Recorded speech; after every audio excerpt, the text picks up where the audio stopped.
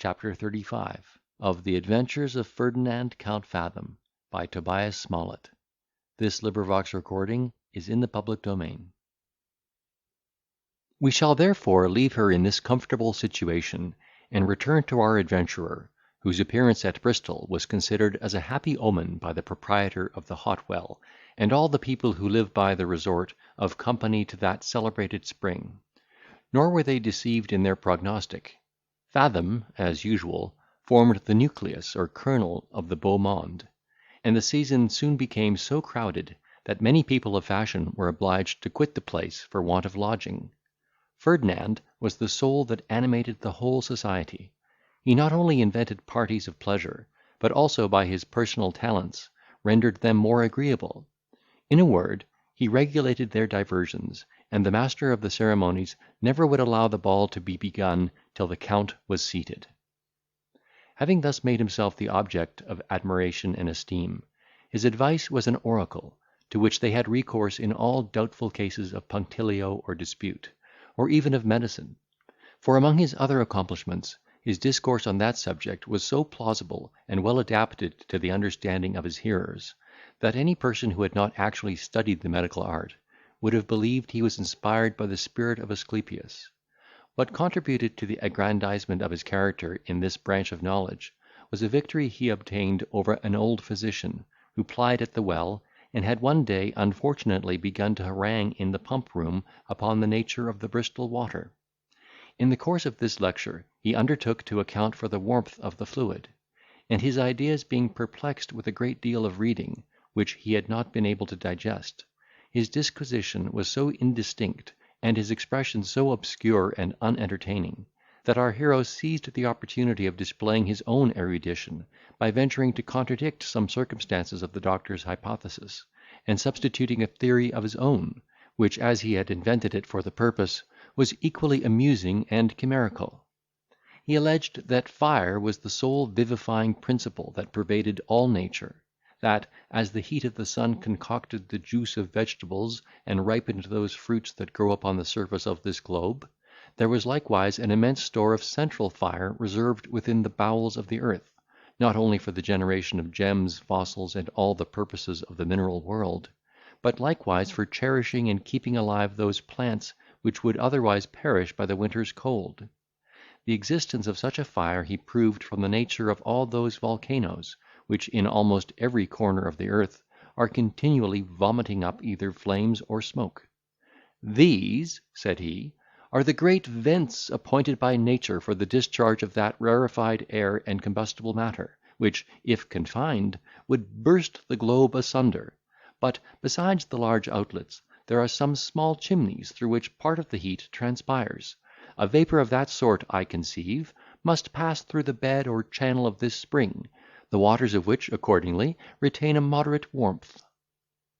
This account, which totally overthrew the other's doctrine, was so extremely agreeable to the audience, that the testy doctor lost his temper, and gave them to understand, without preamble, that he must be a person wholly ignorant of natural philosophy who could invent such a ridiculous system, and they involved in worse than an Egyptian fog, that could not at once discern its weakness and absurdity.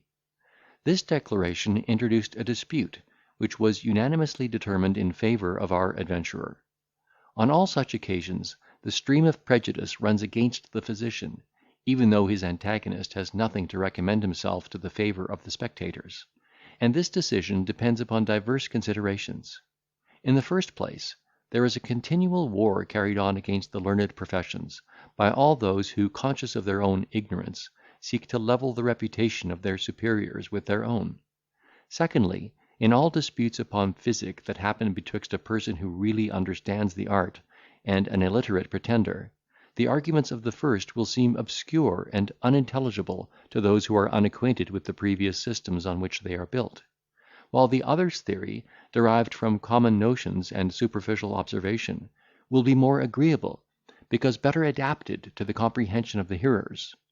Thirdly, the judgment of the multitude is apt to be biassed by that surprise which is the effect of seeing an artist foiled at his own weapons, by one who engages him only for amusement.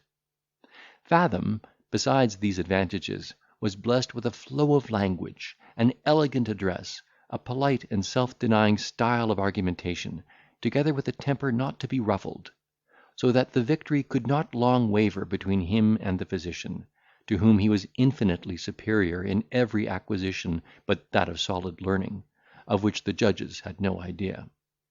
This contest was not only glorious but profitable to our adventurer, who grew into such request in his medical capacity, that the poor doctor was utterly deserted by his patients, and Fathom's advice solicited by every valetudinarian in the place.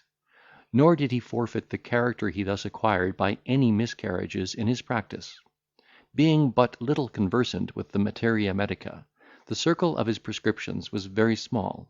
His chief study was to avoid all drugs of rough operation and uncertain effect, and to administer such only as should be agreeable to the palate, without doing violence to the constitution.